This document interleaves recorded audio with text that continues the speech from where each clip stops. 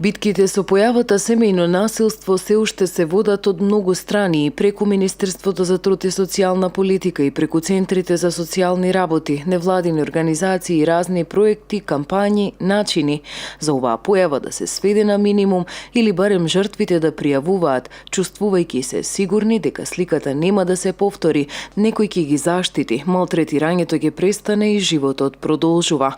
Националниот совет за родова еднаквост е само една од низот организации кои се зафатиле со овој навидом мал проблем на човекот денеска.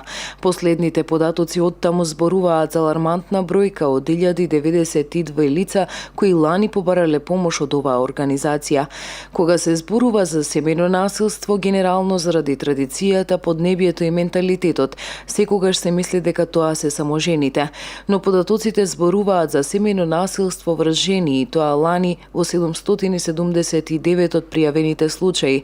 178 се мажи, а 141 се деца. Надежите се големи откако свеста кај жртвите почнува да се менува, а тоа го покажуваат податоците што жртвите се почесто пријавуваат насилство. Најголемиот проблем во комплетното справување со овој проблем е и малиот број на шелтер центри за сместување на жртвите, бидејќи такви се само 4 во земјава.